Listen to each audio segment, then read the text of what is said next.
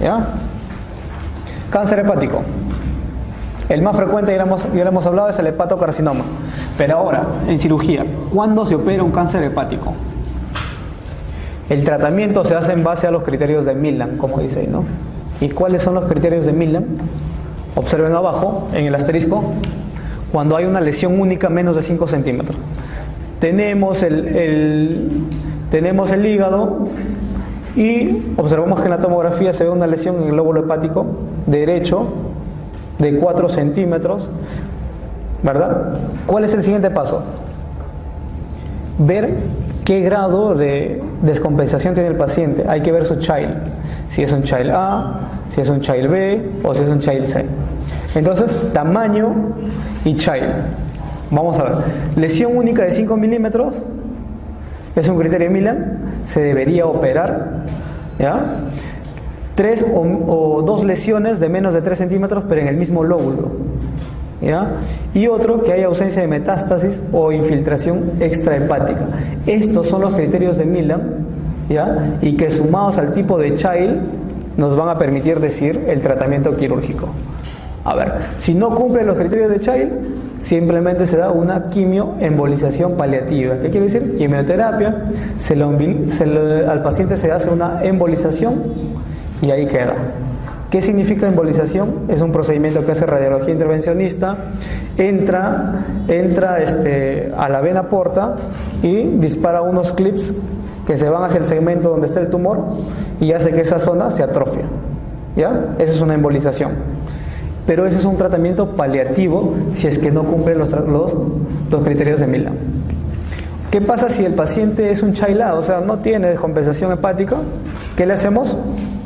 Una resección hepática, una hepatectomía. Pero si nosotros vemos que la hepatectomía va a ser muy amplia, que no la va a tolerar, únicamente ya sería un tratamiento paliativo, ¿ya? ¿Hasta cuánta resección de parénquima es capaz de aguantar el hígado? 80%. Con el 20% de remanente hepático puede funcionar bien, ¿ya? ¿Y qué pasa si es un paciente que cumple los criterios de Millman, pero es un child B o un child C? ¿Qué hacemos? Le hacemos la resección hepática y está descompensado con un child C, ¿aguantará? Difícil, ¿no? Si a alguien que está con un child C le reseco el 70% del hígado, ¿aguantará la cirugía? No, lo más probable es que se muera. Entonces, ¿qué hacemos? Hacemos un tratamiento percutáneo como un puente hacia el trasplante hepático, ¿ya? Entonces, un paciente que requiera cirugía por un cáncer hepático, que sea un child B o un child C, debería ir a trasplante hepático como tratamiento definitivo, ¿ya? Como tratamiento definitivo. Entonces vamos a ver una pregunta, a ver. Dice, varón de 40 años con ascitis severa y encefalopatía, con virus hepatitis C positivo y tumoración única de 3 centímetros en lóbulo compatible con hepatocarcinoma. ¿Cuál es el tratamiento? Observen que es un child C, ¿verdad? Ascitis severa, encefalopatía, es un child C. Ahora, con un child C y cumple los criterios de Millman, ¿es un tumor de menos de 5 centímetros? Sí, ¿no? O sea, cumple los criterios de Millman y tiene un child C. ¿A dónde iría? Observen. Trasplante hepático. ¿Ya? Esa es la respuesta correcta.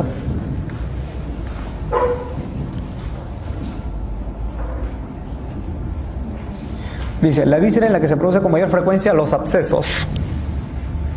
La víscera, vaso será, pulmón, hígado, páncreas, glándula suprarrenal. De los que están ahí, hígado, ¿no? Patología pancreática. Vamos a hablar de pancreatitis ahora, rápidamente porque tenemos hasta las 6 para que den su simulacro. Pancreatitis, igual que colecistitis, igual que colangitis, pancreatitis ya tiene su guía de diagnóstico y tratamiento, ¿ya? Que se ha presentado, la última sea del 2016 en Tokio también, pero los criterios diagnósticos no han variado. ¿Cuáles son los criterios diagnósticos? Son 3. Dolor abdominal compatible. ¿Qué quiere decir? Un dolor epigástrico o mesogástrico que en algunas ocasiones se irradia hacia la espalda, en el 50%. Otro, que cuando uno le tome una amilasa y una lipasa, estas estén 3 veces por encima de su valor normal. ¿Ya? 3 veces por encima de su valor normal.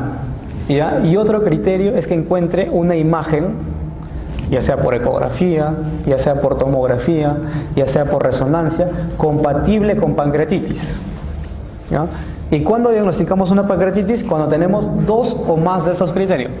¿Ya? Una combinación de 2 o más de estos 3 criterios.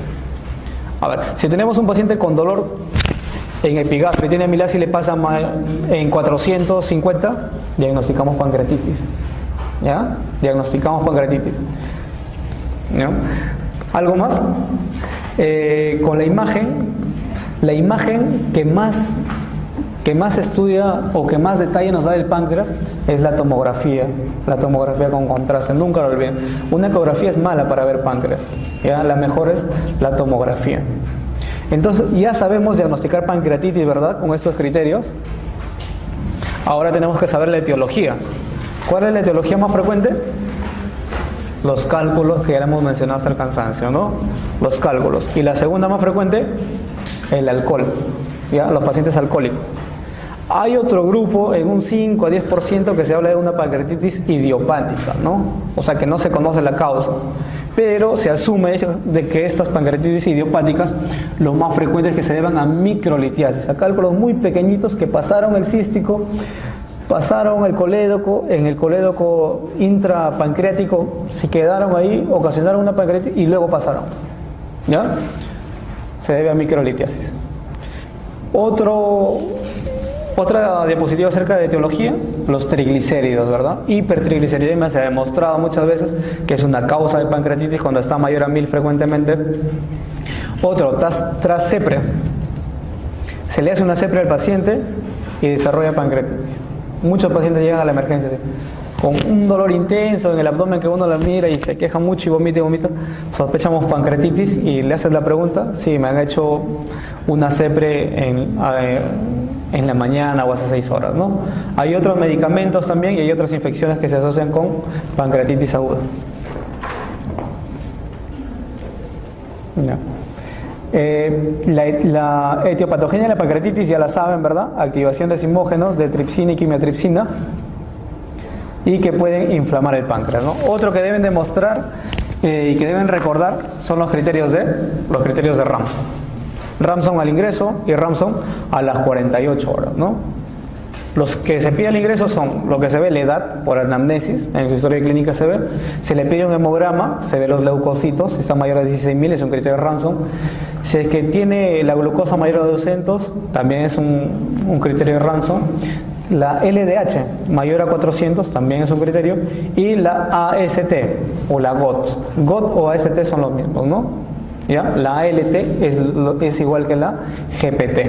Pero el que es criterio de Ramsson, no se confundan, es la GOT, ¿ya? O AST, que es mayor a 250. A las 48 horas hay que ver el hematocrito, hay que ver si es que requiere muchos líquidos, hay que ver el calcio, ¿ya? Hay que ver en el ADA cómo está la oxemia, hay que ver la retención de nitrogenados y hay que ver la albúmina, ¿no? Todos estos, los criterios de Ramsson, observen que no aparece la amilasa como un criterio de Ramsson, no se confundan, y es más que todo para pronóstico, ¿no? Estos criterios. Y actualmente ya se ha dejado de usar los criterios de Ramsson también. Ya no se usan en el hospital, pero los están preguntando y tienen que saberlo, ¿no? Entonces, vamos a avanzar esta parte. Este es de la guía del 2012, ¿no?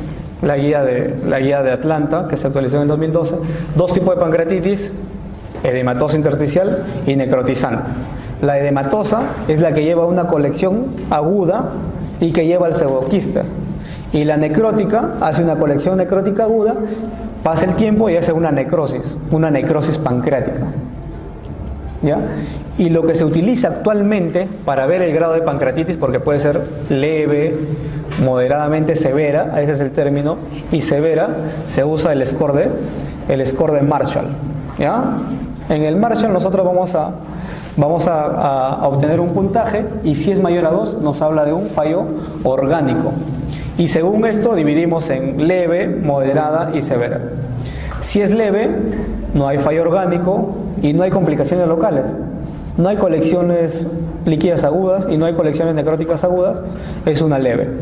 Moderadamente severa, acá ya hay fallo orgánico y el fallo orgánico es transitorio, menor a 48 horas. Por eso se caracteriza la moderada. O también que puede haber una complicación local. ¿De qué tipo? Una colección aguda o una colección necrótica aguda, ¿no? Y la severa se caracteriza porque va a haber un fallo permanente mayor a 48 horas asociado a fallo multiorgánico, ¿no? Esa es la severa. Indicaciones de la paratomía temprana: en las primeras 2 semanas, el sangrado, pancreatitis severas que comprometen los vasos adyacentes, sangran, el paciente tiene que entrar. Otro, que se perfore una víscera hueca. Otro, que tenga un síndrome compartimental. Pacientes con pancreatitis severas hacen síndromes compartimentales severos que requieren hacer una laparotomía y dejar una bolsa de Bogotá, ¿no? Isquemia intestinal también.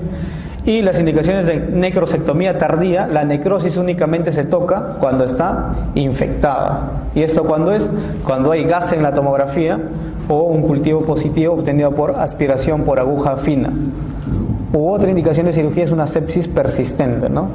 El tratamiento de la pancreatitis es médico: NPO, hidratación, procinéticos. Pero si vemos que el paciente no mejora la sepsis, se le tiene que operar, ¿no? Se le tiene que operar. Los criterios de Ramsay de pancreatitis aguda establecen pronóstico, ¿no? Pronóstico. Patología de páncreas. Neoplasias periampulares, tenemos cáncer de cabeza de páncreas, que es el más frecuente, ¿ya? Recuerden, es el más frecuente, cáncer de cabeza de páncreas. Otro es cáncer de la ampolla de Vater, cáncer de vía biliar distal y cáncer de duodeno. Ya, esa es la más frecuente. De las periampulares es el páncreas. Otro, que son las neoplasias quísticas pancreáticas. No creo que les pregunten, vamos a pasarle esto porque nos hacemos tarde. Ya, ese es un cuadro básicamente para hablar acerca de la localización de las neoplasias quísticas. Ya, el pseudoquiste pancreático puede ubicarse tanto en la cabeza como en la cola del páncreas. ¿Ya? El cistoadenoma seroso, igual, cabeza, cola, páncreas. ¿Ya?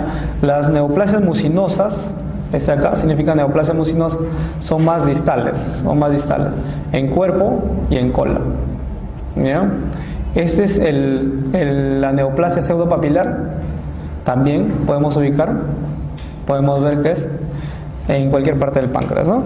Únicamente para hablar de la ubicación de las neoplasias quísticas. Cáncer de páncreas. Cáncer de páncreas, la etiología y la que más se ha asociado es el tabaco. Nunca se olviden. Tabaco, páncreas, cáncer de páncreas. Aparte también la obesidad y la pancreatitis crónica. Y el tipo más frecuente, la patología más frecuente es el adenocarcinoma. ¿De qué tipo? Ductal, es ductal, ¿ya? Adenocarcinoma ductal, y el 75% se ubican en la cabeza. Si se ubican en la cabeza, ¿cuál es lo más frecuente? En la cabeza de páncreas, ¿cuál es lo más frecuente que debe dar como clínica? Puede haber ictericia, ¿verdad? Porque comprime ahí el coledo. Pero si está en cola, generalmente no da ictericia, salvo que sea un tumor muy grande, ¿no? Si el tumor comprime el colédoco distalmente, se almacena la bilis, no pasa, ¿verdad? Esta columna de bilis llega hacia la vesícula, la distiende tanto que algunas veces se palpa la vesícula y el paciente no tiene dolor. ¿Y eso cómo se llama? ¿Cómo se llama ese signo? El signo de Courvoisier-Terrier, que es una vesícula palpable indolora en el contexto de una patología periampular más frecuente, cáncer de páncreas. ¿Ah? El diagnóstico: se piden marcadores tumorales, el CA 19-9, que sugiere el diagnóstico, pero necesita una imagen, ¿no? Se le hace una ecoendoscopía o una tomografía, que es la elección, como le dije, para ver páncreas, tomografía. Ahora hay que ver si es que este cáncer de páncreas es operable o no es operable, ¿no? ¿Cuándo es operable? Cuando no compromete los vasos mesentéricos. ¿ya? Si es que ya vemos que es un tumor grande que compromete la vena mesentérica o la arteria mesentérica, ya el paciente no se opera. Pero ¿qué pasa si es que el paciente si es que el tumor es resecable? ¿Qué cirugía se hace? Se hace la cirugía de Whipple, ¿ya? La cirugía de Whipple o duodenopancreatectomía cefálica. ¿Por qué? Porque se saca la cabeza del páncreas, ¿ya? Y la duodenopancreatectomía cefálica es de elección tanto en tumores de cabeza de páncreas, en colédoco distal, de duodeno adyacente a la ampolla de Vater y de la misma ampolla de Vater. O sea, de todos los periampulares se puede hacer una duodenopancreatectomía cefálica o cirugía de Whipple, ¿ya? Que es el tratamiento de elección. En el cáncer de páncreas, la localización más frecuente de la neoplasia es ¿en dónde? Cabeza de páncreas, ¿no? La manifestación clínica temprana del cáncer de cabeza de páncreas, independientemente del dolor, ¿cuál es? Pérdida de peso. Quemaduras. Quemaduras ya deben saber ustedes los grados, que son primer grado, segundo grado y tercer grado, de acuerdo a la profundidad de esta, ¿verdad? El primer grado es que compromete solamente la epidermis. Cuando ya llega a la dermis, y eso, la dermis ustedes saben que son dermis papilar o superficial y dermis reticular o profunda. Si compromete únicamente la dermis superficial, es una quemadura de segundo grado, tipo 2, subtipo A, ¿verdad? Y si compromete la dermis reticular, es una quemadura de segundo grado tipo 2, subtipo B, ¿no? O sea, profunda, ¿ya? De segundo grado superficial y de segundo grado profunda. Y si compromete toda la piel, viene a ser tercer grado. Otro, lo que deben recordar es la regla de los 9, ¿no? Ya la deben saber, ¿no? Regla de los 9, hay que ver acá que la cabeza y cuello, 9 puntos, ¿ya? La cabeza y cuello tiene 9 puntos. Todo el tronco anterior es 18, pero el tórax es 9, el abdomen es 9, igual atrás. Toda la espalda es 18, el tórax 9, la zona correspondiente a la zona lumbar abdominal es 9. Las extremidades superiores tenemos 9 todas, 4.5 adelante, 4.5 atrás. Los genitales, se considera genitales o periné, 1%, ¿ya? Y cada extremidad inferior tienen 18, ¿no? 18. Esa es la regla de los 9. Y lo que deben recordar acá, y que alguna vez se lo han preguntado, que la cabeza es 7 y el cuello es 2, ¿no? Esto es la tabla del Looney Brother, que es más específica, más exacta que la anterior, pero es menos utilizada. Pero lo que deben recordar acá es cuánto tiene el valor de la cabeza y cuánto tiene el valor del cuello, que es 7 y 2, y que en algunos casos clínicos les preguntan. También tenemos la gravedad, puede ser leve, moderada y severa, de acuerdo al grado de quemadura y a la extensión en el cuerpo, ¿no?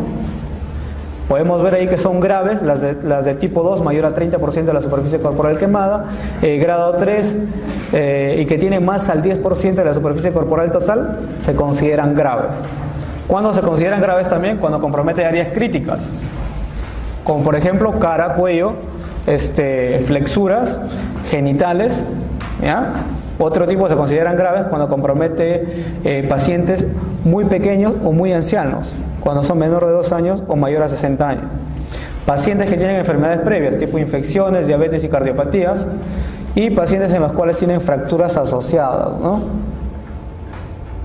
La reposición, vamos a hablar de reposición, se hace en base a la fórmula de Parkland. Seguramente la han escuchado, y la fórmula es 4 mililitros por kilogramo por superficie corporal quemada, ¿sí? Quemada. Esa es la fórmula de Parkland, y lo que deben recordar que al calcular esta cantidad, la mitad de esto se debe dar en las primeras 8 horas, y la siguiente mitad en las 16 horas. ¿Ya? ¿Esto qué quiere decir? Que con la fórmula de Parkland se calcula para las primeras 24 horas, ¿ya? De los cuales la mitad se da en las primeras 8. Pero en algunos casos, como pacientes grandes quemados, pacientes que tienen asociadas injurias inhalatorias, se debería calcular con un valor superior, 5,6 cc por kilogramo por superficie corporal quemada, ¿ya? Porque la fórmula de Parkland con 4 es insuficiente, ¿ya? En esos casos. Entonces, un ejercicio, señale el volumen de solución fisiológica que se debe reponer en las primeras 8 horas. A ver, fórmula de Parkland, ¿cuál era? Es 4 por el peso, 35 por la superficie corporal quemada, ¿cuánto es? 30. ¿Cuánto sale acá? ¿Cuánto sale? 2100, ¿no? No, perdón. 4 por 3, 12 por 3, 26. 4200, ¿no? 4200. Ese es para las 24 horas. Pero ¿qué dice? En las primeras 8 horas. En las primeras 8 horas se da la mitad, ¿verdad? Sería 2100. ¿Ya? 2100 sería la clave. Acá la clave es la clave D. ¿Sí?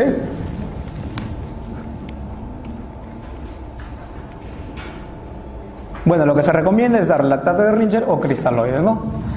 El parámetro para ver si un paciente está siendo bien hidratado es la diuresis, ¿ya? Y hay que ver la diuresis en el niño, que sea mayor a 1 cc por hora, y en el adulto mayor a 0,5 cc por hora. ¿Ya? No se olviden, la diuresis horaria es lo más recomendado. Acá tienen una tabla para ver cuando un paciente es gran quemado, ¿ya? Es un paciente gran quemado cuando la superficie corporal quemada es superior al 25% en adultos y 20% en edades extremas. Quemaduras profundas tipo 3 superiores al 10%, quemaduras que afectan la cara y cuello, quemaduras por inhalación, ¿ya? Quemaduras eléctricas también, y quemaduras en pacientes que tienen enfermedades de base graves, ¿no?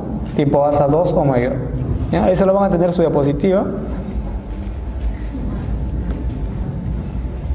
Algo que deben recordar es acerca del tratamiento de las quemaduras, sobre todo las de tercer grado, ¿ya? Algunas veces les van a preguntar, las de tercer grado generan como una especie de escara blanquecina sobre su superficie, ¿ya? Y entonces hay que ver cuál es el tratamiento. Si es que tiene una escara, ¿se le saca la escara? ¿No se le saca? ¿Se la deja ahí? ¿Solamente se le pone la crema? ¿Qué se le hace? El tratamiento indicado es sacar esa escara, o sea, una escarectomía, ¿ya? Siempre una escarectomía en quemaduras de tercer grado. Quemaduras por ácidos, lo voy a mencionar, y lo que deben recordar son los mecanismos lesivos, ¿no? Que es por necrosis coagulativa. Los álcalis, también lo que deben recordar es el mecanismo lesivo, que es por licuefacción. Acá pongo un resumen acerca de los mecanismos de quemadura, ¿no? Quemadura por ácidos, necrosis coagulativa. Quemadura por álcalis viene a ser la necrosis licuefactiva. En caso de quemaduras por frío, el frío intenso lo que produce son vasoconstricción intensa, consiguiente trombosis microvascular y posterior isquemia y quemaduras, ¿no? En las quemaduras por radiación es por un mecanismo de una endarteritis. Les pueden preguntar, no han preguntado, pero les pongo eso para que tengan como dato la endarteritis. ¿Qué estructuras de la piel están comprometidas en el grado 2? Ya lo hemos dicho, ¿no? Epidermis y dermis. En la de grado 2 superficial, la dermis papilar. Y en la de grado 2 profunda, la dermis reticular. En las quemaduras, según la regla de los 9, las quemaduras de cabeza y cuello corresponde a un 9%. Cabeza, 7, cuello, 2. Paciente de 60 años acude a emergencia con quemaduras en la región anterior del tronco, los genitales y el dorso de la mano. Región anterior del tronco, ¿cuánto es? Toda la parte anterior es 18, pero abdomen es 9, tronco 9. ¿Ya? Dicen los genitales es 1 y el dorso de la mano 1, pero sería, ¿cuánto sería acá? La pregunta acá es ¿qué se considera tronco, no? ¿Cuál es el tronco? ¿Se acuerdan la clasificación? Cabeza, tronco y extremidades. Tronco anterior sería 18, ¿verdad? 18 más genitales 19 y dorso de la mano 1 sería 20%.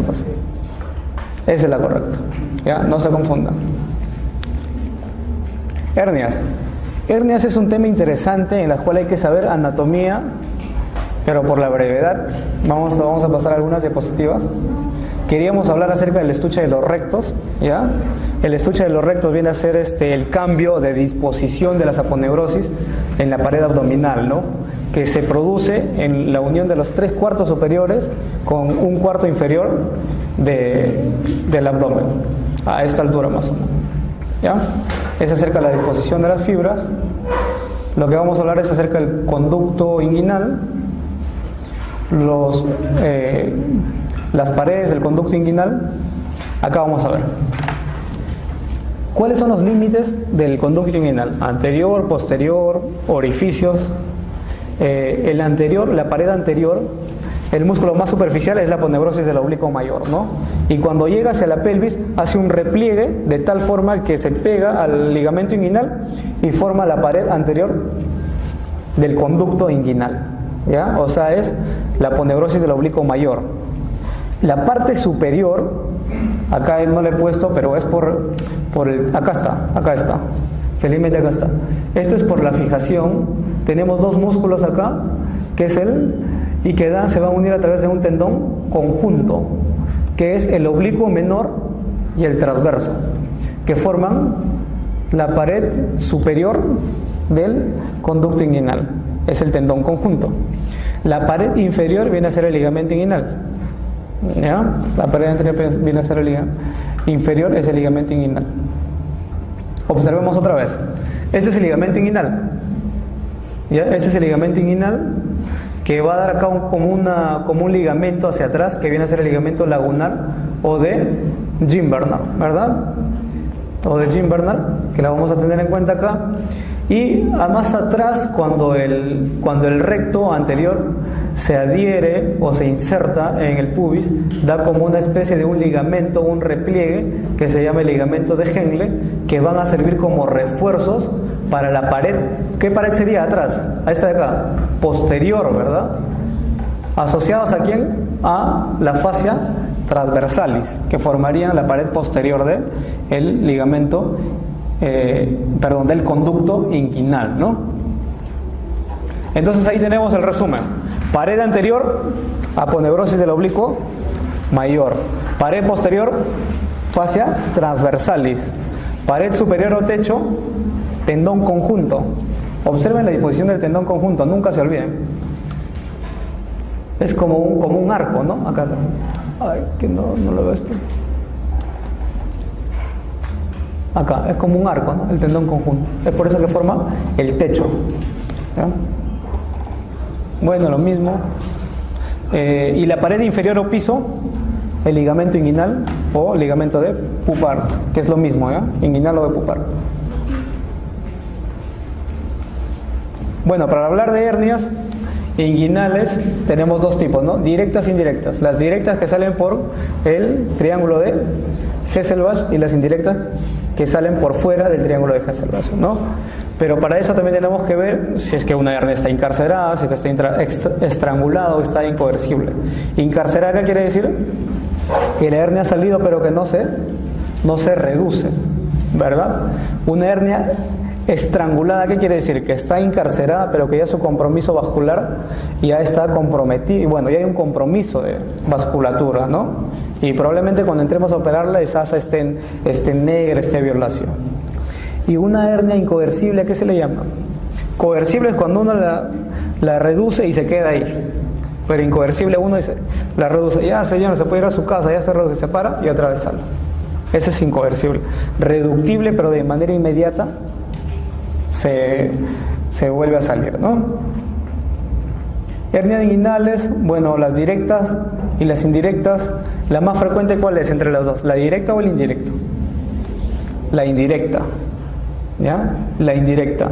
¿Por qué? Porque es por debilidad de... ¿Por qué debilidad de la indirecta? ¿O por qué? ¿Cuál es la causa? ¿Recuerda?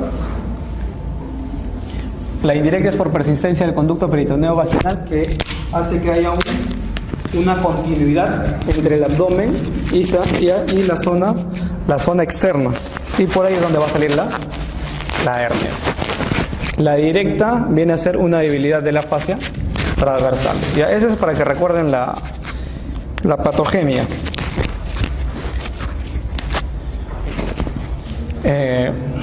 Las hernias crurales se diferencian de las inguinales. Bueno, crural cuando sale por debajo del ligamento inguinal, e inguinal cuando sale por arriba del ligamento inguinal, ¿ya? Bueno, acá una imagen para ver los límites del triángulo de Hasselbalch. Acá ubicamos al triángulo de Hasselbalch, observa. Ese es el triángulo de Hasselbalch. ¿Ya? Límites, ese de acá es el borde externo del recto anterior. Por abajo tenemos esta estructura, ¿cómo se llama? Ligamento inguinal. Y acá tenemos, ¿qué vasos? ¿Qué vasos? ¿Recuerdan? Epigástricos. ¿De qué tipo? ¿Superiores o inferiores? Inferiores. Ramas de... ¿Ramas de quién? De la arteria ilíaca. ¿Qué ilíaca? ¿Interna o externa? Siempre le pregunto a los internos en el hospital y se olvidan. ¿De qué ilíaca? Externa. Externa. ¿Ya? Ya. Yo sé que saben los límites del triángulo, pero también hay que saber y no olvidar de quién es rama las arterias epigástricas inferiores, que son ramas de las ilíacas externas. Otra vez, bueno, ahí tienen un esquema para que vean cuando estudien en su casa. Nuevamente, esos son los refuerzos de la fascia transversalis, como habíamos hablado, el ligamento lagunar o de Jim-Bernard y el ligamento de Henle. Triángulo de Hasselbalch. Por dentro del triángulo es una directa, por fuera es una indirecta. Otro, el contenido, ¿no? Que siempre les preguntan, el contenido del conducto inguinal, ¿no?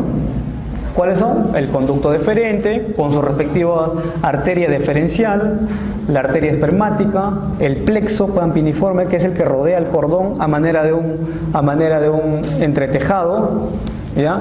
Ahí también hay un ligamento, que es el ligamento de Cloquet, y la arteria funicular, y las ramas de unos nervios, que son el abdomen genital mayor, menor, y el génito crural, ¿ya? Esos son el contenido. Y en la mujer, el ligamento redondo, el ligamento y el nuc. Esa es una clasificación, la clasificación de Nyhus de las hernias. Otro vamos a ver acerca del tratamiento, ¿no? El tratamiento de las hernias, el tratamiento de elección actual de las hernias inguinales es la técnica de Lichtenstein, ¿ya? Que viene a ser una técnica en la cual se aborda anteriormente se hace la incisión inguinal transversa o en algunos casos oblicua, se llega hasta el orificio de la hernia, se reduce y se cierra el orificio profundo, y esa malla se fija hacia el ligamento inguinal y hacia el tendón conjunto, ¿ya? Pero se hace sin tensión, no se hace tensión por si acaso, porque demostrado que cuando se hace sin tensión hay menos recidiva, ¿ya? Esa es la técnica de elección y es la técnica de Lichtenstein, ¿ya? Por vía posterior hay otras técnicas. ¿Qué quiere decir vía posterior? Que requieren que uno aborde por detrás de la aponeurosis abdominal, ¿no? Y esas son dos, que son la Nyhus y son la estopa. La estopa se usa para hernias generalmente bilaterales, ¿ya? Para hernias bilaterales viene a ser estopa, se hace una incisión mediana, ¿ya? Se llega hasta la aponeurosis, se coloca una malla grande y esa es la técnica de estopa. Hay técnicas laparoscópicas, como dice ahí, el TAP y el TEP. El TAP viene a ser la transabdominal preperitoneal, ¿ya? Y el TEP, la totalmente extraperitoneal, pero solamente para que sepan que hay herniolab ahora, ¿no? ¿Y cuándo es indicada el herniolab? La indicación más precisa es cuando es una hernia recidivada. Esa es la indicación actual. Hernia recidivada, el tratamiento de elección es hernioplastia laparoscópica. Ya les pueden preguntar ya. ¿Ya? ¿Por qué?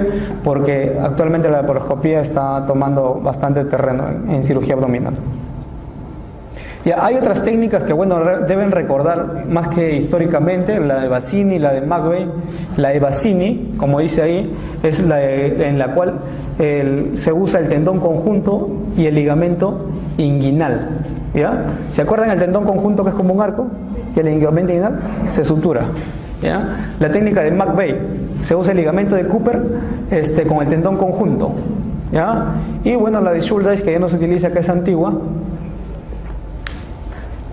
Y abajo mencionamos a la técnica de Lichtenstein, ¿no? Lo que deben recordar es que es por vía anterior la Lichtenstein, no es posterior como Nyhus y estopa. Acá tenemos la Bassini, observen, técnica de Bassini, ligamento inguinal y tendón conjunto. Ligamento inguinal, ¿verdad? Tendón conjunto como un arco. lo sutura. Acá, McVeigh, el ligamento de Cooper, ¿ya? Que es una reflexión que se va hacia atrás. ¿Ese de acá quién es? ¿Como un arco? El tendón conjunto, ¿verdad? Y el tendón conjunto es la unión de qué tendones, de qué músculo. Oblicuo menor y transverso.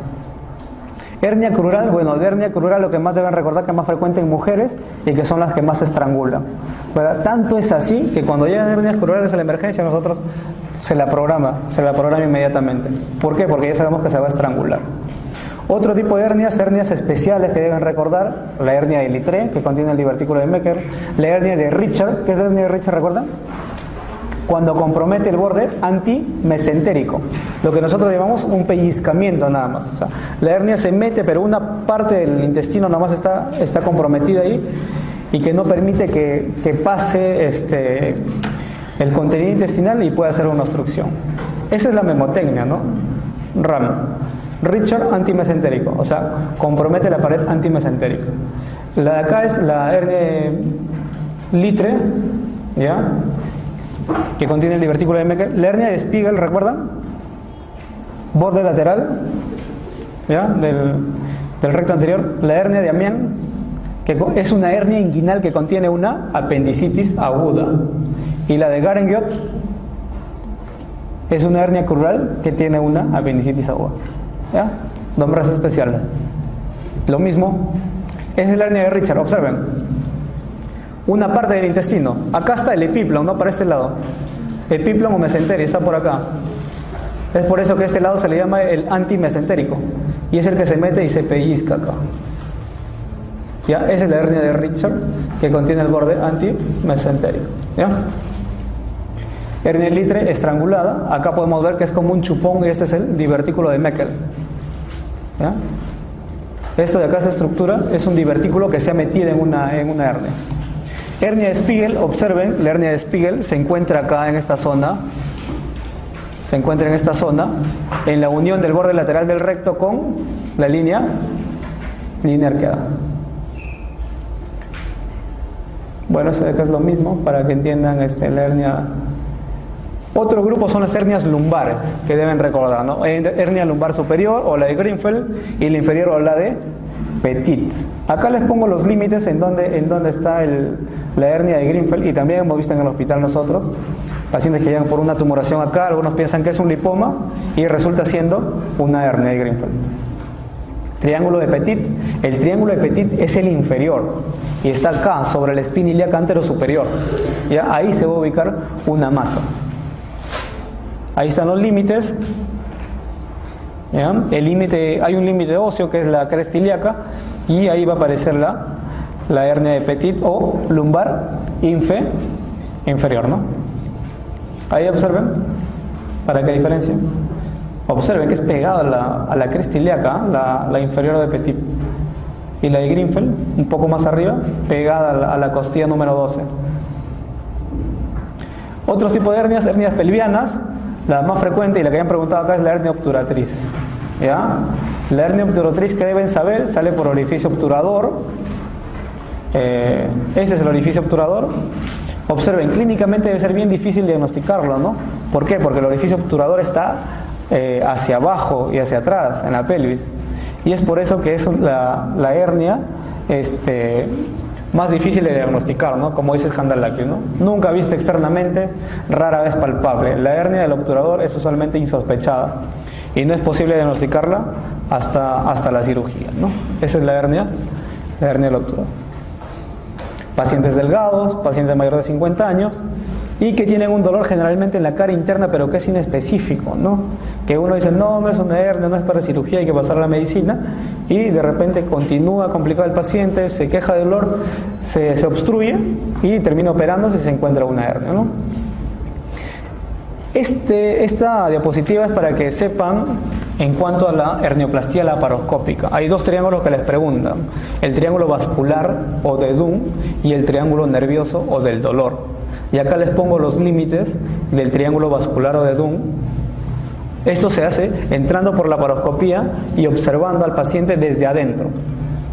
El triángulo vascular o de Dunn es un límite en el cual tenemos acá el conducto deferente, medialmente, los vasos gonadales externamente, y abajo tenemos el músculo psoas. ¿Por qué es importante? ¿Por qué identificarlo? Porque por ahí pasan los vasos ilíacos, ¿ya? Y si es que uno en la laparoscopía entra, pone la malla desde atrás y dispara un clip para fijar la malla, puede comprometer los vasos ilíacos y el paciente se muere.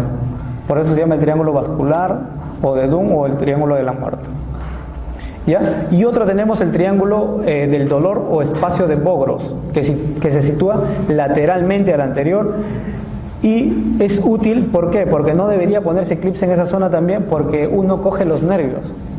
Los nervios que pasan por ahí los aprisiona con un disparo de un clip para fijar la malla, y puede hacer que el paciente tenga mucho dolor en el postoperatorio, ¿no? Entonces, la complicación más frecuente de las hernias tratadas como emergencia es, ¿cuál es la complicación más frecuente? Incarceradas, ¿no? La hernia inguinal del recién nacido. En ancianos, ¿cuál es más frecuente? ¿La indirecta o la directa?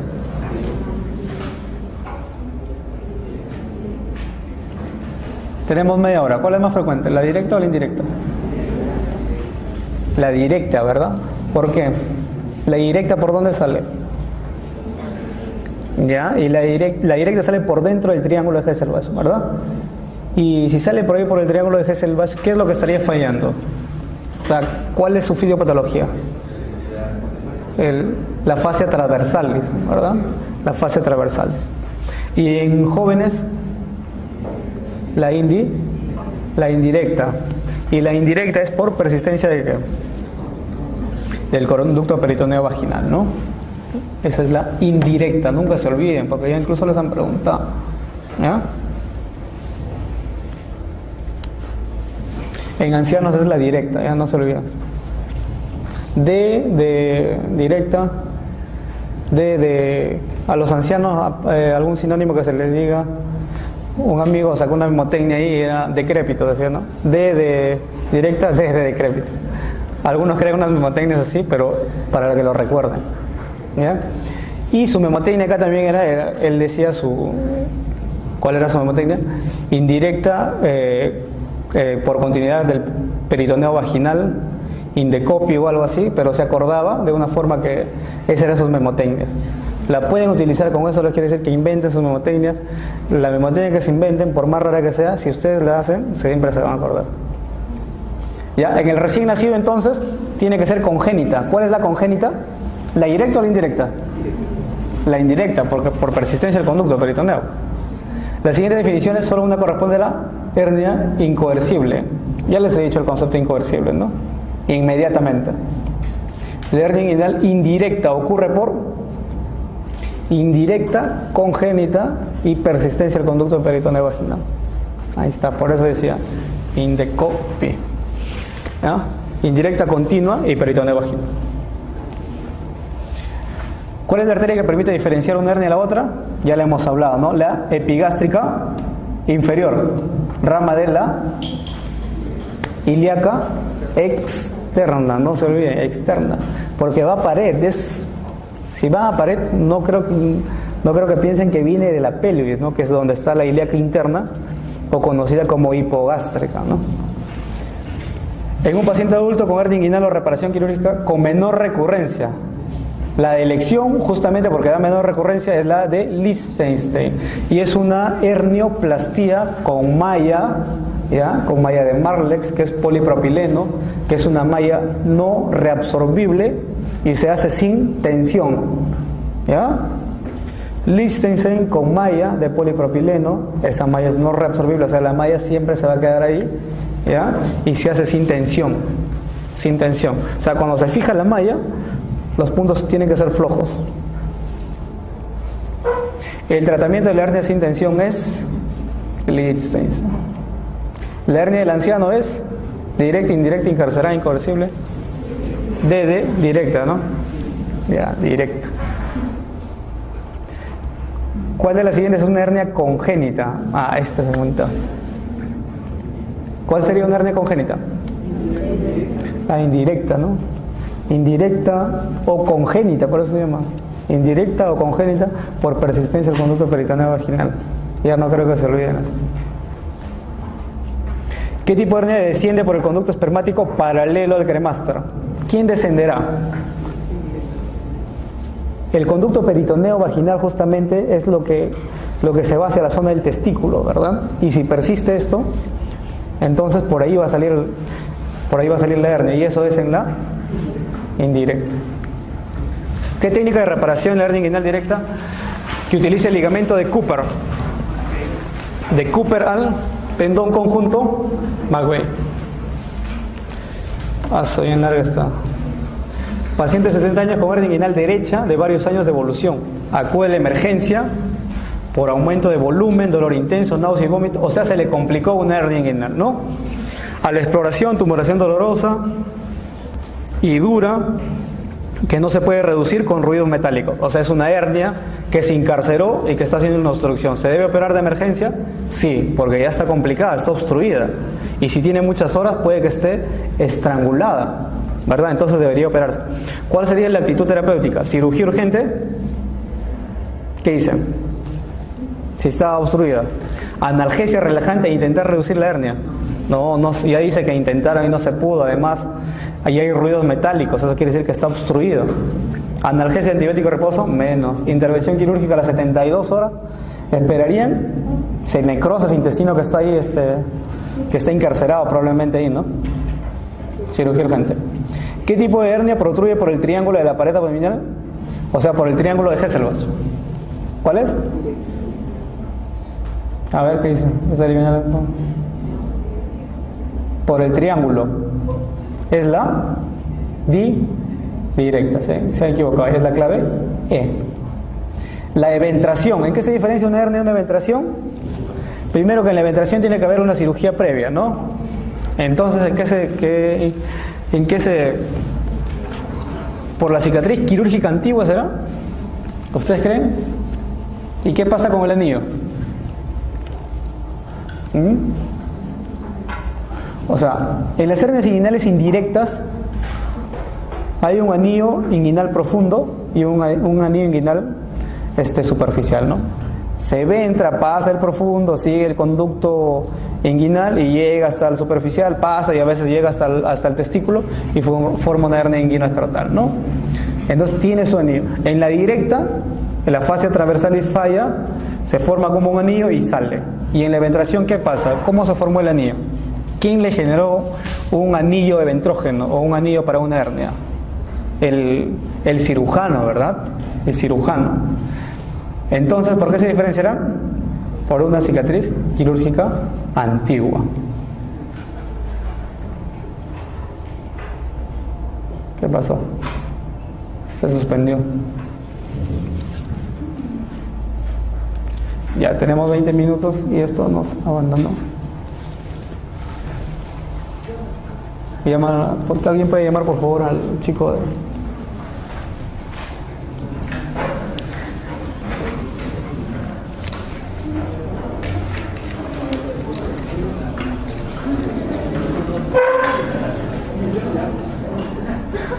Hay una falla en el sistema.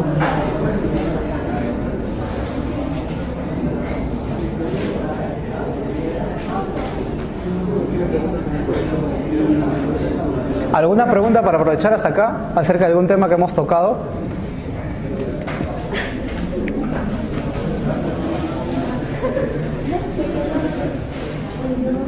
¿Alguna pregunta?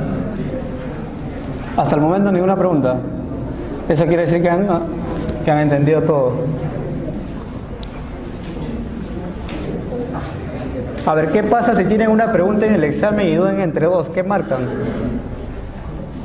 ¿Qué marcan? ¿Marcan? ¿No marcan? La 6.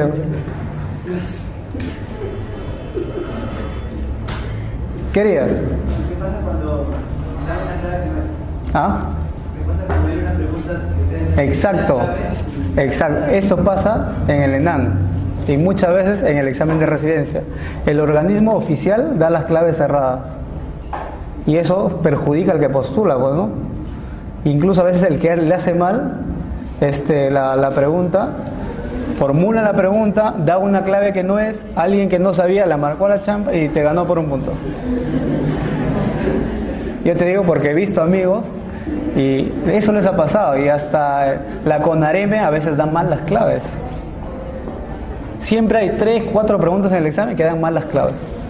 Todos los años, no sé si será a propósito. Así que, pero hay siempre que tratar de hacer lo correcto, pues, ¿no? Dar la clave correcta. A ver, dice, mujer que presenta desde hace 6 horas dolor abdominal. En el examen de abdomen se palpa una masa umbilical dolorosa. La radiografía de abdomen se observan asas distendidas. O sea, es una hernia umbilical que está ocasionando una obstrucción, ¿verdad? Y ya tiene 6 horas de dolor. ¿Qué diagnóstico marca? Hernia umbilical encarcerada o estrangulada. Ahora la pregunta es, ¿a partir de cuánto tiempo se dice que está estrangulada? ¿O qué necesitan para decir que está estrangulada? ¿Ya? Esta sería una hernia estrangulada, porque incluso hay pacientes que llegan un día con una hernia umbilical y dicen, doctor, hace un día que me ha salido la hernia, pero ya estoy viniendo porque ya no puedo hacer deposición y eliminar flato. O sea, se obstruyó un día ya. Tú lo primero que sospechas, esta hernia se ha encarcerado. Y dices, pero por el tiempo de evolución puede ser que ya esté estrangulada. Pero para que se estrangule, el epiplon tiene que entrar y tiene que rotar y tiene que atracarse. ¿Ya? Entonces lo que hacemos en el hospital y lo que debería hacerse es pedir una ecografía de partes blandas con Doppler y ver si es que la vasculatura o si hay flujo vascular o no hay flujo vascular. ¿Ya? Pero acá el diagnóstico más probable, ¿cuál sería? ¿Qué marcaría? Encarcerada, estrangulada. Dicen, doctor, me quedo entre las dos. O al marco. ¿Qué marcaría? 6 horas. La clave es encarcelada, por lo que le expliqué, ¿no? Para ser estrangulada, tienen que hablarnos de compromiso vascular o incluso pedir otro examen. Cicatrización ya lo hemos hablado, primera intención, segunda y tercera intención. Primera intención es la que hacemos en sala de operaciones, un corte, operamos, cerramos. Segunda intención es la mordedura de perro. Un paciente llega con mordedura, no se le sutura, se le lava todo, se le deja ahí abierta y que cierre sola. Por tercera intención es cuando uno hace un corte, cierra la sutura, la herida, se le deja entreabierta, digamos, dejamos que cicatrice un poco y pasados unos días se le afronta. Eso es por tercera intención. ¿Ya? Ese es los tipos de cicatrización. Según la clasificación de herida operatoria, ¿cuál de las siguientes cirugías es una herida limpia contaminada? Entramos a otro punto. ¿Cuándo es limpia? ¿Cuándo es contaminada? ¿Cuándo es limpia contaminada? ¿Cuándo es sucia? Esa es la clasificación, ¿no? Las heridas pueden ser limpias contaminadas y sucias. ¿Cuál sería acá? Limpia es cuando no se abre tubo digestivo, tubo respiratorio, ni vía urinaria, ¿no? Limpia contaminada es cuando se abre estas estructuras, pero de manera controlada. ¿Ya? El otro viene a ser contaminada, es cuando se abre ya sea el tubo digestivo, el tubo respiratorio o la vía urinaria, pero no hay un control de las secreciones que van saliendo o estas están infectadas. Y la sucia es cuando se contamina con heces, ¿verdad? Heces. ¿Ya? Entonces, pasamos a ver. ¿Cuál sería la clave acá? Mastectomía, drenaje de absceso subfrénico. Un absceso dará una herida limpia contaminada. Como mínimo es contaminada ya. Apendicectomía por apendicitis aguda complicada. No. Tiroidectomía. Tiroidectomía sería limpia, ¿no? Porque no se abre tubo respiratorio, no se abre tubo digestivo, no se abre vía urinaria. Mastectomía, limpia, ¿no? Exploración de vías biliares, ¿qué dicen? Sí, ¿no? Eso no es tratamiento. ¿En cuál de los siguientes procedimientos se considera que una herida es limpia contaminada? Otra vez. La misma, ¿no? En la exploración de vías biliares con derrame de contenido, ¿qué tipo de herida es? En la exploración de vías biliares hacemos colodecotomía y en ese instante sale un poco la bilis, de hecho, pero es de manera controlada. Entonces, ¿qué tipo de herida es? ¿Será limpia? No, ya entramos a tubo digestivo. ¿Y será limpia contaminada o será contaminada? ¿Cómo diferencio? Si ya salió la bilis y estoy operando, ¿será limpia contaminada o contaminada? ¿Limpia, contaminada o contaminada? ¿Qué dicen? Acá dan mal la clave, pero cuando es por de manera controlada, y vamos a ver en la teoría, es limpia contaminada. Contaminada es cuando ya hay una infección de por medio, ¿ya? Una infección. Ahorita vamos a ver la teoría. En el caso de que se realice una colecistectomía programada y se deja un dren,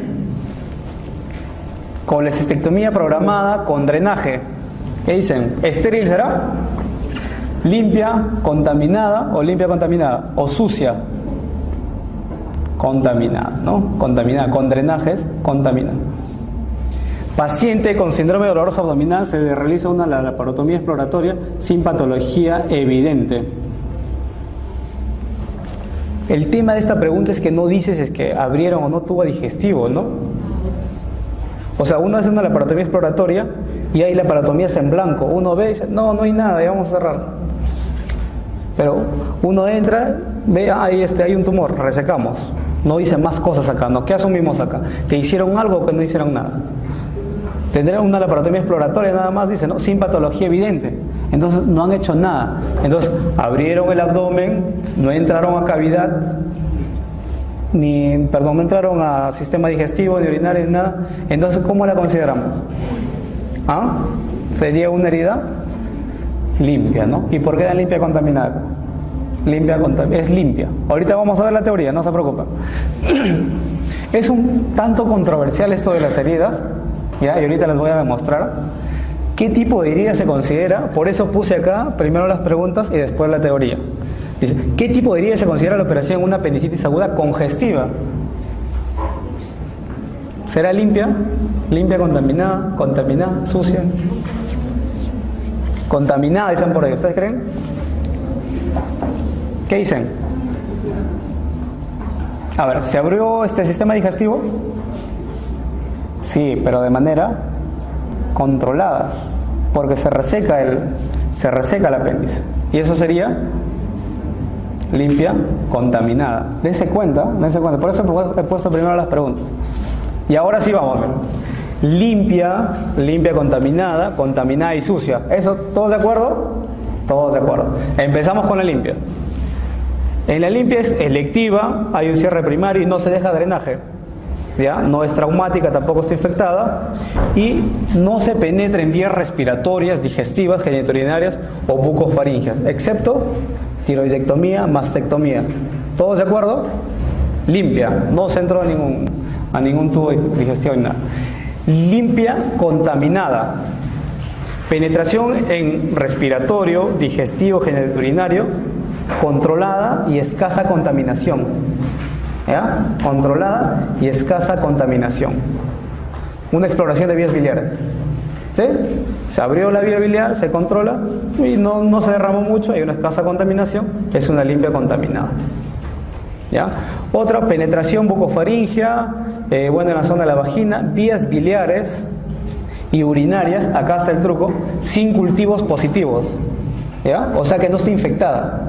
A eso iba. O sea que no está infectada la bilis o que no está infectada la vía urinaria. ¿Ya? Esa es limpia contaminada. Contaminada. ¿Cuál es contaminada?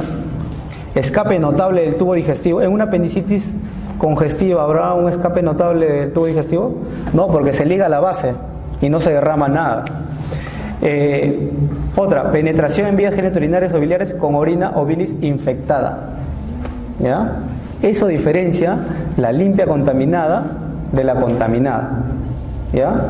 Ya no es si fue controlada o no fue controlada, igual que la limpia contaminada y la contaminada. ¿Ya? Es un tema de términos acá. ¿Ya? Pero en la contaminada hay, digamos, un cultivo de orina positivo, ¿ya? O una vía biliar con una bilis infectada o purulenta. Herida sucia, perforación de víscera hueca, perforación de colon, esa es sucia, ¿ya? Y la presencia de pus, ¿ya? Un contenido purulento activo es una herida sucia, porque si hay pus, eso quiere decir que es una infección avanzada, ¿verdad? Entonces, retornando lo que decía, a ver, las preguntas. En un paciente que ha sido operado de una colecistectomía laparoscópica, ¿qué tipo de herida tiene?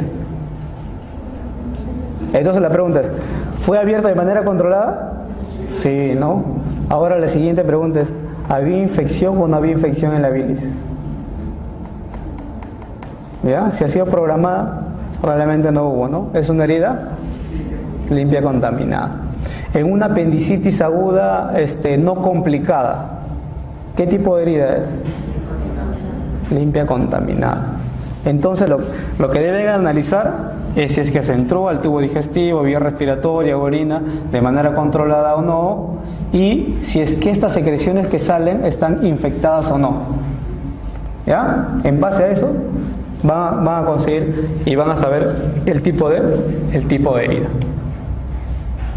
Otra también, algunos ya desde el 80 se conoce esta clasificación y se habla acerca del porcentaje de infección, ¿no? Limpia cuando tiene 1.5% de probabilidades, limpia contaminada 7.7%, contaminada 15.2% y sucia 40%. ¿Ya? Ese es otro cuadro. Profilaxis antibiótica. ¿Cuándo se realiza profilaxis? ¿O en qué momento mejor? ¿Previo a qué cirugía?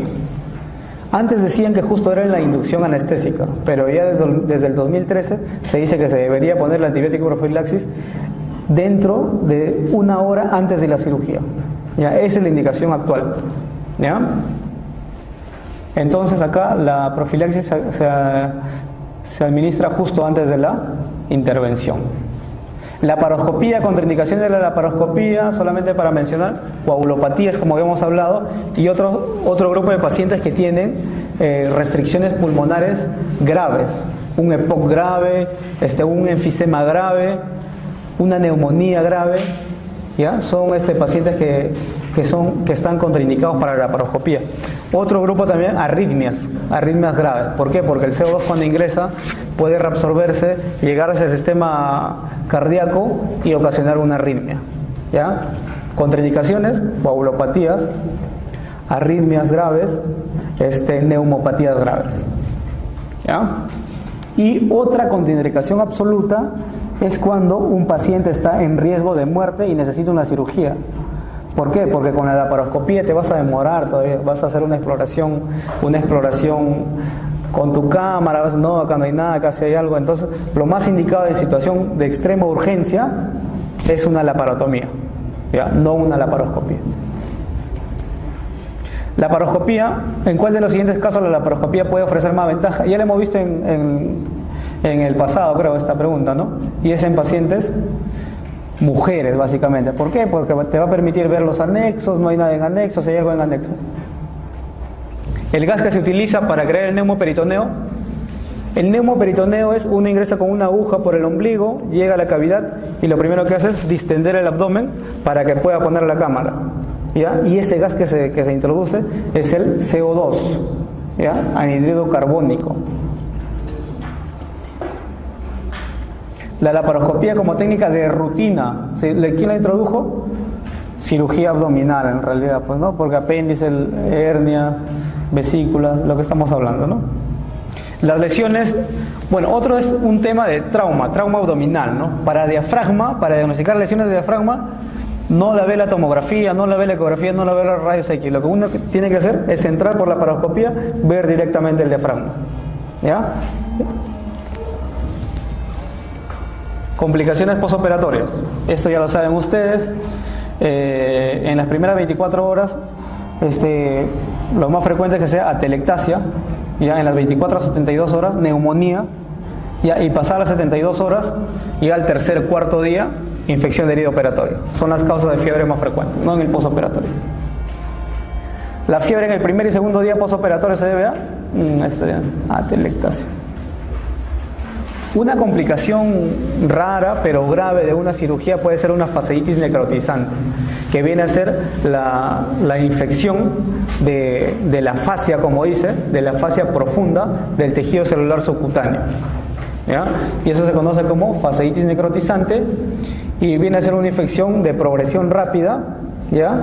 Una infección que degenera rápidamente al paciente. Viene, tengo una infección acá en la zona de la herida, pero está saliendo mucho apus, maloliente. Uno explora y ve que está comprometida la fascia profunda. Dice, bueno, vamos a curarla, vamos a darle antibiótico, pero pasan las horas y el paciente se choca, ¿ya? Esa es una fasciitis necrotizante, es una infección grave, pero rara, y lo que va a observar en el paciente, ¿ya? Va a ver el tejido celular subcutáneo y uno va a intentar poner el dedo y va a ver que está como una mazamorra el tejido celular subcutáneo. Está muy comprometido y se va a ver que la fascia va a estar negra muchas veces. Como dice la teoría, gris pizarra, ¿ya? En un color gris pizarra va a estar la fascia. Una herida postoperatoria de abdomen que presenta dolor, edema y vesículas hemorrágicas subcutáneas fasciolado con necrosis y fiebre. La posibilidad diagnóstica: infección de herida por estafilococos, no. Herida por gangrena gaseosa, bien raro. Celulitis será subcutáneo, pero con vesículas y edema, no. Seroma, tampoco, ¿no? ¿El diagnóstico cuál sería ahí? Fasciitis. Son factores que aumentan la incidencia de infección de la herida quirúrgica, excepto edad avanzada, sí. Diabetes, sí. Uso de corticoides, también.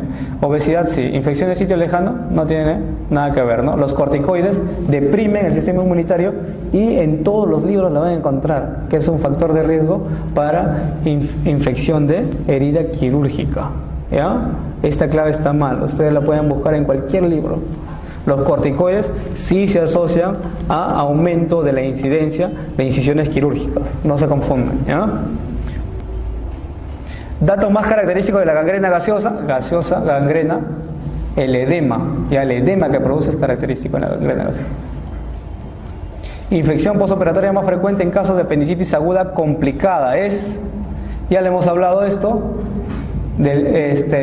postoperatoria, la herida es la que más infecta, ¿ya? La herida.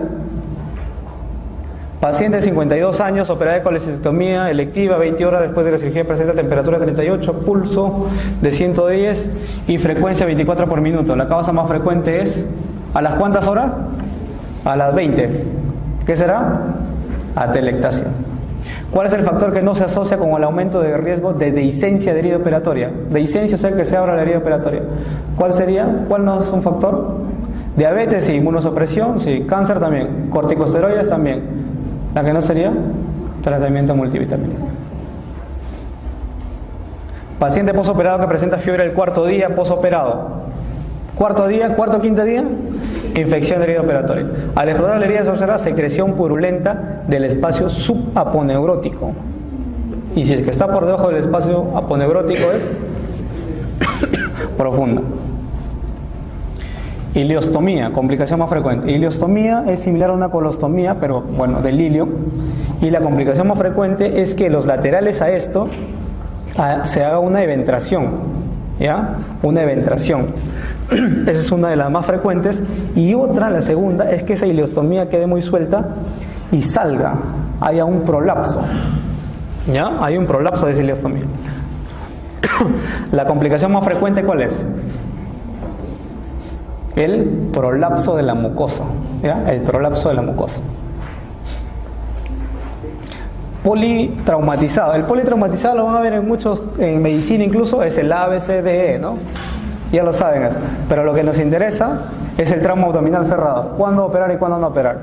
Si es un trauma abdominal cerrado que está inestable, o sea, viene chocado, hipotenso, taquicárdico, tiene que entrar a operarse.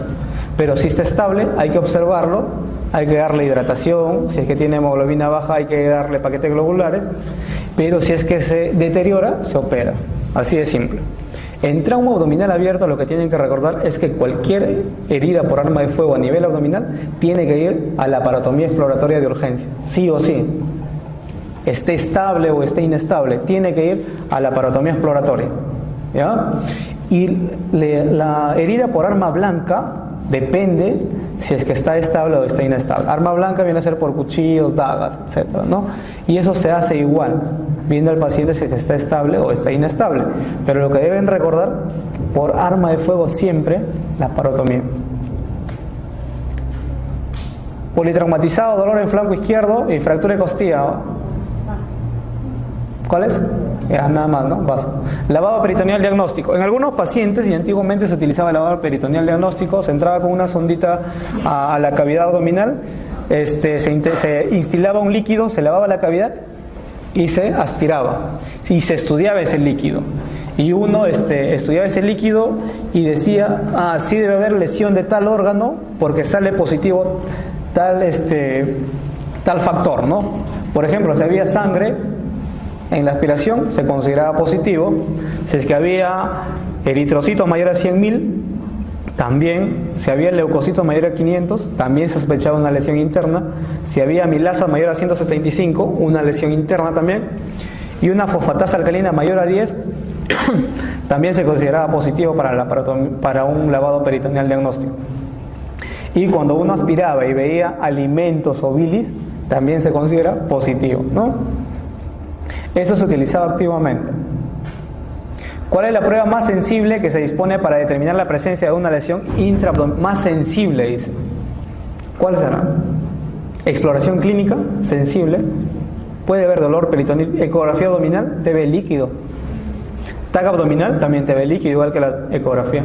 Laparoscopía diagnóstica, también. Punción, lavado peritoneal. ¿Cuál creen? La más sensible es la punción y lavado peritoneal, ¿ya? Pero puede también tener falsos positivos. Acá para hablar de trauma hepático y el taponamiento hepático, ¿no? Y una maniobra que es importante, que es la maniobra de Pringle, que consiste, como ven acá, ¿ya? Todo el hilio hepático es el que se aborda. No es la arteria, no es la vena, no es la vía biliar, es todo el hilio hepático que se comprime. Y esa maniobra se hace maniobra de Pringle, se llama maniobra de Pringle, y lo que hace al presionar la porta y la arteria hepática disminuye el flujo al hígado y permite que el hígado sangre menos, ¿no? Es una maniobra para el control de la hemorragia en el contexto de un trauma hepático. Paciente que llega a emergencia y se diagnostica ruptura hepática, siempre en ruptura hepática por accidente termina en un taponamiento hepático, ¿ya? Y esa es la elección. Maniobra de Pringle, taponamiento hepático. Ese de acá, traumatismo abdominal cerrado. ¿Cuál es el órgano que más fácilmente se rompe? Vaso, siempre, no se olviden, no se confundan con hígado, es el vaso, ¿eh? Ese de acá es un trauma abdominal. Es un trauma abdominal cerrado que tiene compromiso, inestabilidad. ¿Qué harían? Trauma abdominal cerrado e inestable. Paracentesis le ponen.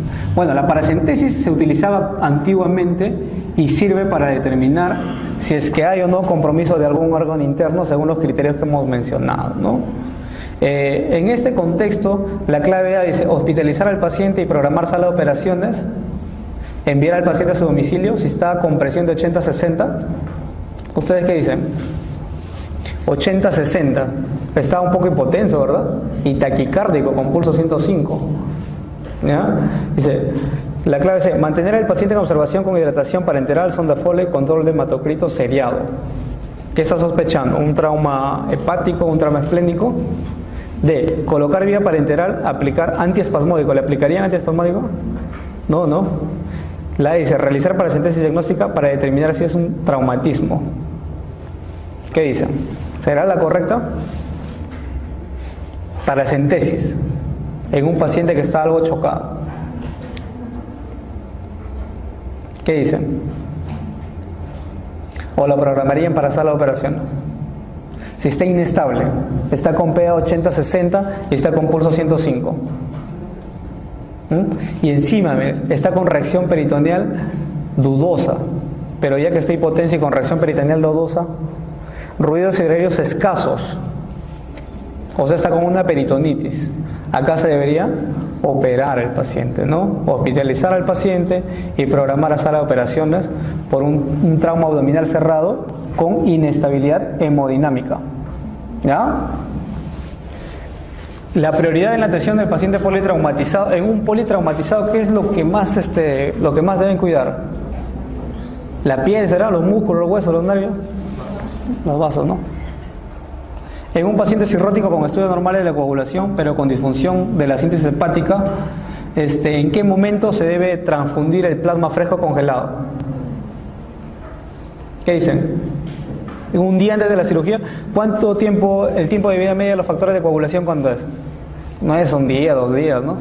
La noche antes de la cirugía, intraoperatorio, al ingresar a la sala de operación, en el cuarto de la recuperación, está indicado 6 horas antes de la cirugía, el plasma fresco congelado. ¿Ya? 6 horas. Y es por el tiempo de vida media de los factores de coagulación. Esta de acá en abdomen agudo, la menos indicada, no se debe dar analgesia, ¿verdad? Hasta que lo evalúe un cirujano. Eso es lo que dice la teoría. Cirugía del control de daños. Tiene varias etapas. Un paciente que viene muy por una herida de arma de fuego, muy inestable, entran a operarlo. Se hace la primera etapa de la cirugía de control de daños, que se llama una laparotomía inicial. ¿Y en qué consiste? Básicamente se entra para controlar los sangrados y lavar si es que hubiera alguna contaminación, tipo heces o bilis infectada, ¿no? La primera etapa es control de la hemorragia y control de la contaminación. Es la inmediata. Esa es la primera etapa. ¿En cuáles casos de ascitis suele encontrarse citología positiva? ¿Qué quiere decir citología positiva? Que hay un cáncer, ¿verdad? O sea, positivo para neoplasia. Y eso hay cuando el cáncer ha invadido ya el peritoneo, y eso quiere decir que hay una carcinomatosis, ¿ya? Invasión del peritoneo por un cáncer se denomina carcinomatosis, y esa carcinomatosis es la que produce el líquido y va a haber una ascitis neoplásica. Enfermedades vasculares e intestinales, o sea, la isquemia mesentérica aguda y la isquemia mesentérica crónica. Lo que deben recordar, la isquemia mesentérica aguda, la más frecuente es que haya una embolia, no una trombosis, sino una embolia, y la embolia más frecuente es de la mesentérica superior, ¿ya? Esa es la causa más frecuente de isquemia mesentérica aguda. Hay otro tipo de trombosis y embolias de la mesentérica inferior. Hay una isquemia focal segmentaria en algunos casos. Acá dice, ¿cuál es la causa más frecuente de isquemia mesentérica aguda? Isquemia mesentérica aguda. Embolia arterial de la... ¿Qué arteria? Mesentérica superior. Este es diafragma, ¿ya? Y lo que hay que recordar del diafragma son los orificios. Tiene 3 orificios, ¿no? De la vena cava, acá arriba, vena cava, esófago cava, esófago y aorta. ¿Ya? El nivel a la que está de la columna vertebral siempre la pregunta, ¿ya? Y es 8, 10, 12. ¿Ya? O sea, T8, T10, T12. ¿Ya? Esa es siempre la pregunta. La vena cava a través del diafragma, a través de dorsal 8. El esófago a través del 10. La aorta a través de la 12. ¿Ya? Y aparte tienen que saber las estructuras que acompañan, por ejemplo, a la aorta. Acá tenemos al hiato aórtico. ¿Qué la acompaña? Eso que está, este verdecito que acá es el conducto torácico. Aparte de ello, las venas azigos y las hemiazigos. Esas estructuras pasan por el hiato aórtico, ¿ya? Por el hiato esofágico, ¿quién la acompañará? Alguien que baja juntos con ellos por las laterales y que los inerva. Los vagos, ¿verdad? Los nervios vagos, ¿ya? Y por la cava, bueno, únicamente la cava. ¿Ya? Bueno, ya les mencioné esto. Las hernias diafragmáticas, tenemos la izquierda opuesta a la lateral, que es la hernia de Bogdalev. ¿Qué estructura pasa por el hiato aórtico, además de la aorta y el plexo aórtico? ¿Se acuerdan? Esa estructura, algo verde que pasa por detrás, el conducto torácico. La hernia diafragmática posterolateral, ¿cómo se llama? Bogdalev, ¿no? Profilaxis antibiótica, eso es lo que le mencionaba, ¿no? Es la última guía. Entre los 60 minutos antes de la incisión, ¿ya? Y puede ser única dosis o a lo mucho por 24 horas, ¿ya? No más. ¿Ya? El medicamento más utilizado es la cefazolina y en algunos casos la ceftriaxona. Acá tenemos las indicaciones de profilaxis antibiótica. Se indica como, por ejemplo, la vez pasada la mencionaba, en cirugía de colon es la indicación que ha demostrado un nivel de evidencia grado A, en cirugía de colon. En apendicitis, ¿se hace profilaxis o se hace tratamiento? ¿Qué dicen? En apendicitis no complicadas se da únicamente una dosis y se opera, ¿ya? Pero en no complicadas. Pero en complicadas sí necesita un tratamiento, ¿no? Dice, la literatura científica demuestra que el principal beneficio de la profilaxis antibiótica es ¿para qué se da la profilaxis antibiótica?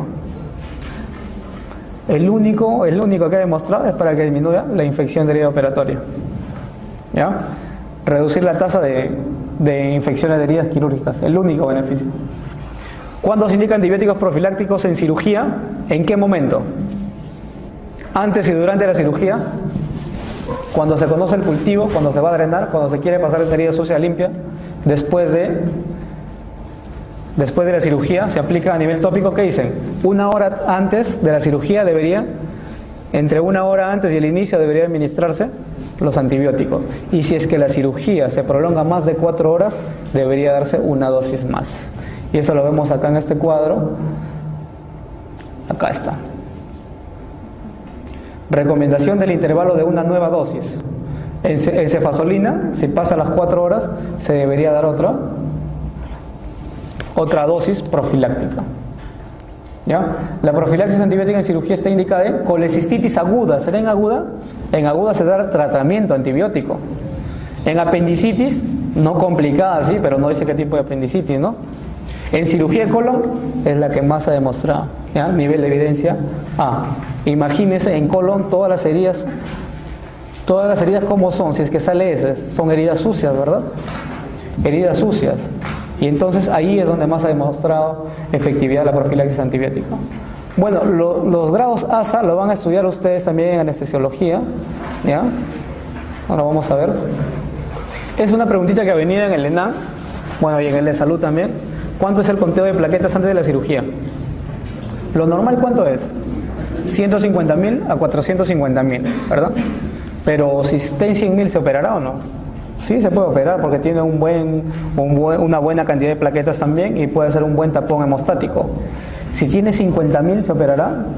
Tiene muy poco, ya con cualquier trauma mínimo puede sangrar, ¿ya? Acá el conteo mínimo y que piden los anestesiólogos, ya incluso los hematólogos recomiendan cuando uno opera esplenectomías por anemias hemolíticas autoinmunes o por anemias falciformes, es 80.000, ¿ya? 80.000 es el conteo de plaquetas.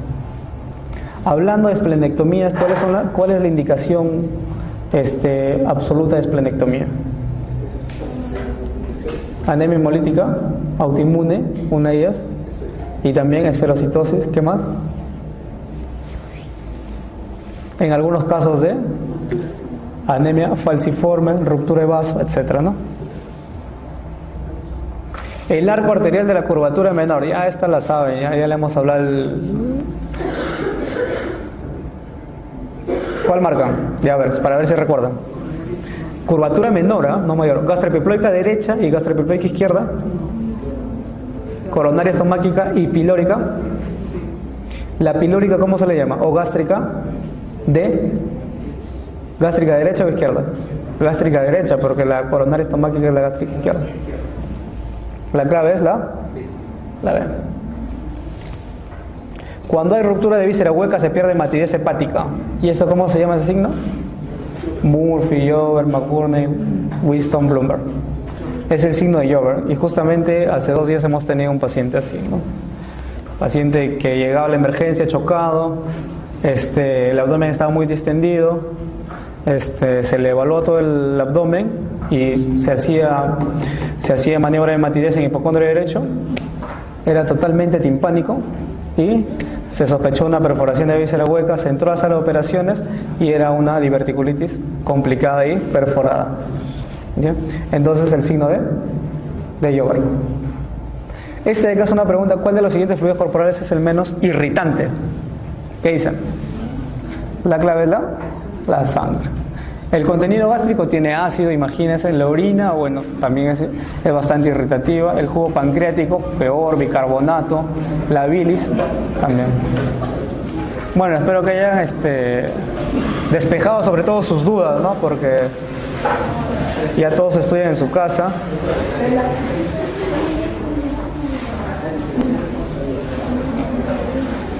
Les deseo suerte en su examen.